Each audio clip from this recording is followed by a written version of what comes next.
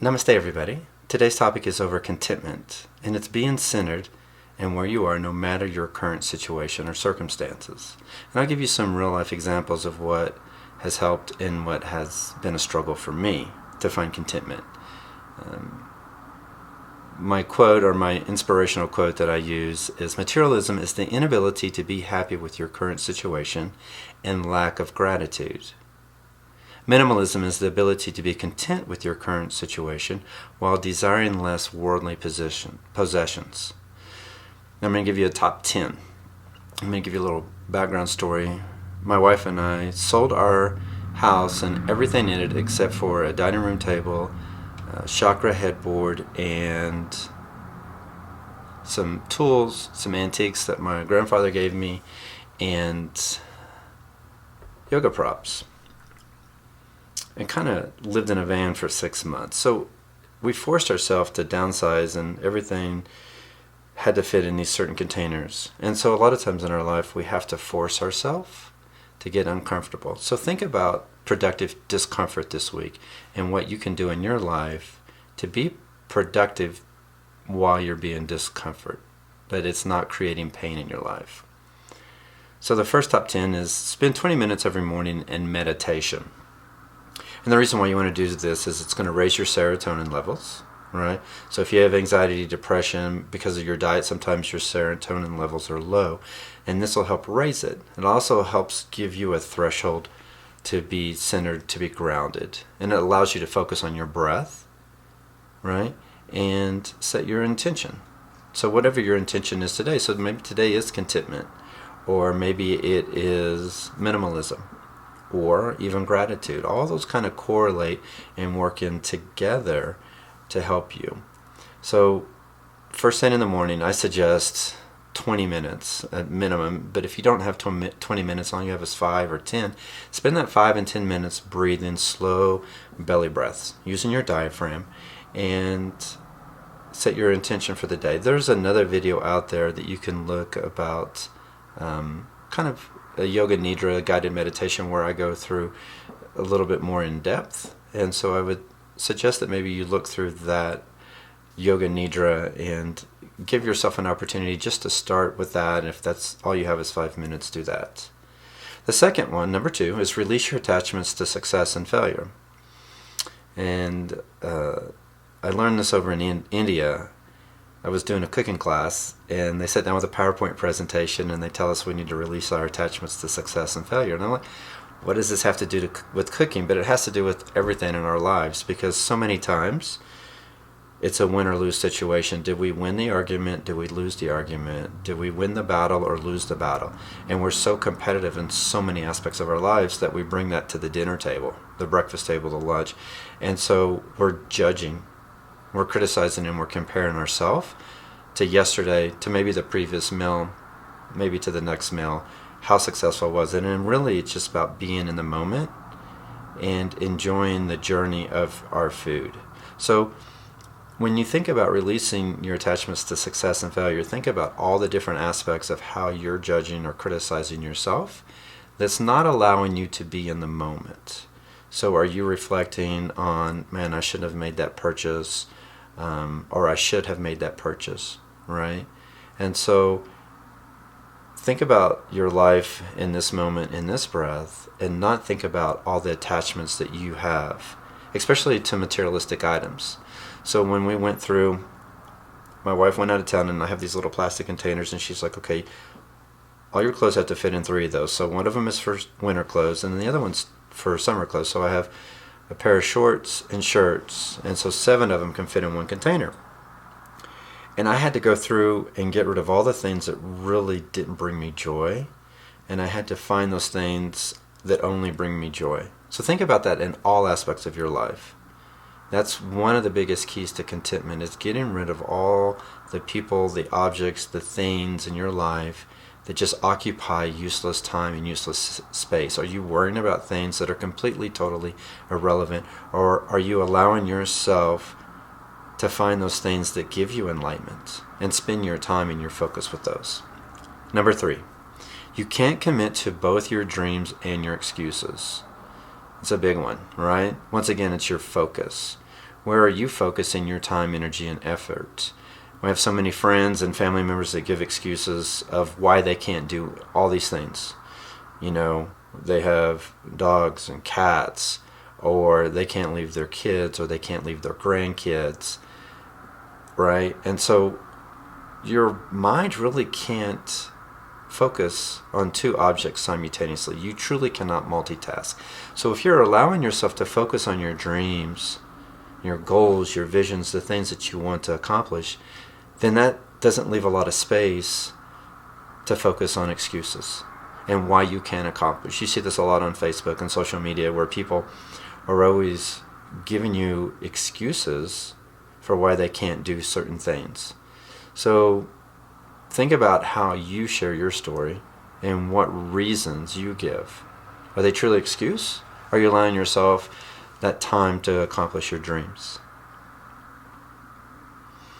Train and retrain your brain. Every day we have to get up and remind ourselves.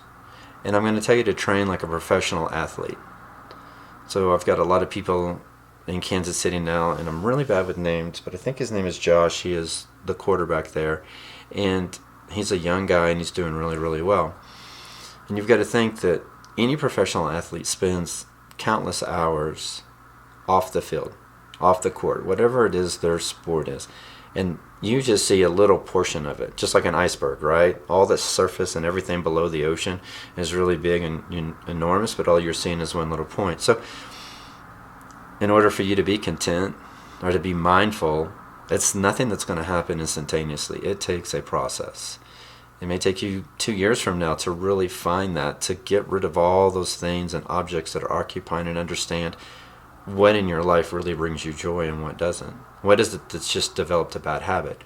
So every morning, get up, set your intention, train your brain the proper way. I read an article probably in high school maybe, at a Psychology Today, and it was an article that talked about the synapses and how that your brain tends to think and focus in the same manner all the time. So if you are thinking joyous thoughts and happy thoughts, and you're thinking that you're able and capable of doing these certain things, then the brain's going to continue to cycle through that. But if you're always living in fear and cycling through that level of fear, then your brain's going to tend to think that way. So rewire your brain, retrain your brain, and realize that the majority of Americans are truly unhappy. It's over 70%. It's about 75% of Americans are truly unhappy. So this is a true dilemma within America, right? Is that we need to find this joy internally, and that we don't need to find it through our car. It's not always going to bring us joy, or getting a new car every 2 years, or buying all these objects and all these things. We need to start enjoying and living our life. Number 5 is being present is being mindful. So being in this moment right here, right now, and allow yourself to be mindful. And then there's another video I have on mindfulness and really what that means and how to dive into that. But the first thing is, it's your breath. It's just your general observations. And then you want to build your awareness. You want to build your awareness of the things you see outside. So this earth, maybe you see the blades of grass. Fall is coming this time, so there's amazing, beautiful fall colors here in Colorado. But then also how you see yourself internally, right? That you begin to see yourself as a hero and no longer the victim.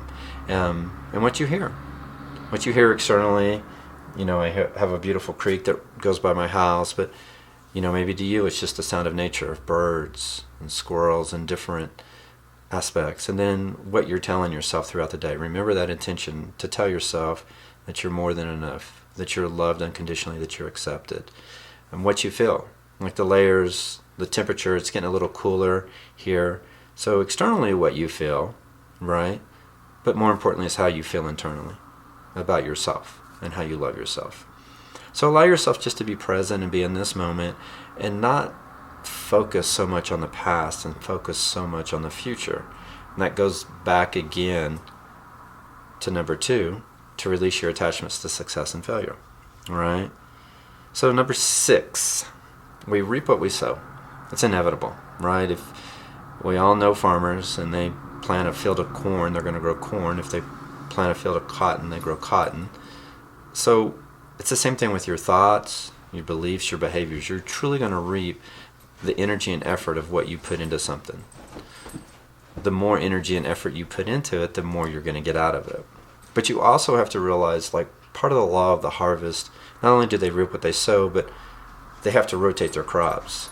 So they have to give that field an opportunity to rest, to relax, to get nurtured, right? And so give yourself that opportunity every single day for self-care, and whatever that means for you.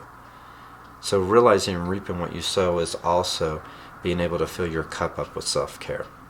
7, step back from any situation that might have created a trigger.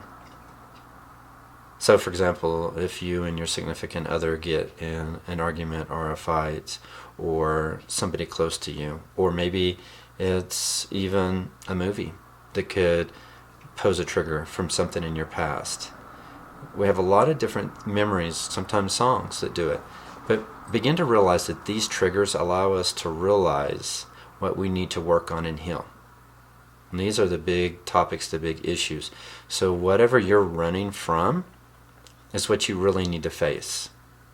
And what you need to understand is, why do you feel the way you do? Why are you behaving the way you do? And begin to work and heal and go through that process. So that also has to go in with journaling. I really encourage people to write down or type.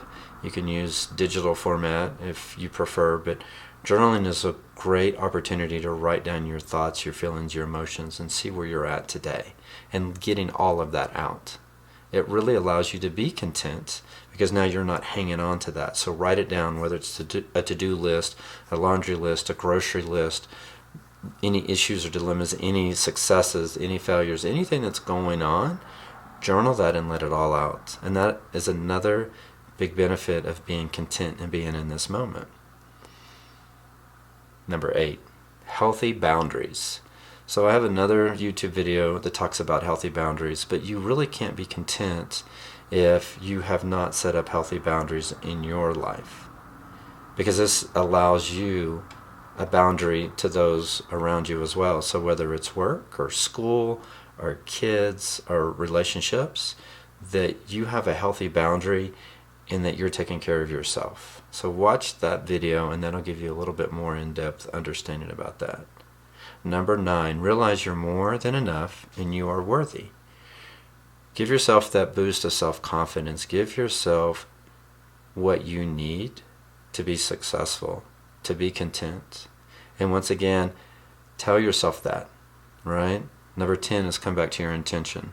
So through this process, it's kind of like a cycle, that we're devoting enough time to self-care, mindfulness, meditation. We're being in the moment. We're not focusing a lot on the past. We're not focusing a lot on the future, right? But we're allowing ourselves to focus truly on our dreams. We're allowing ourselves to build ourselves up and lift ourselves up by planting those seeds of positive affirmation each and every day throughout the day. And we realize that, we're going to have to pull those weeds of low self-esteem, and we're going to have to pull those weeds of doubt, right? That's part of this journey. It's part of this crop that we're creating. But eventually we're going to have a crop that's truly bountiful.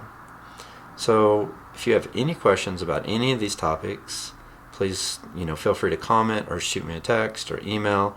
Also, please subscribe. And if you want to get notifications, there's like a little bell down there. You can hit that bell, and when I post a new video, that comes out. So let me know what your topic is, your thoughts, your feelings, your emotions. And I truly hope that through this that you find contentment and realize that sometimes it's going to be a struggle. Sometimes we're going to want more than what we really need. But then that's when we start to eliminate those things out of our life. So start thinking about the things right now today that you can just get rid of materialistically. And then you can start thinking about maybe some of the relationships or some of the other aspects. And this also ties into healthy boundaries within your life. Love you guys. I hope you have a great day. Namaste.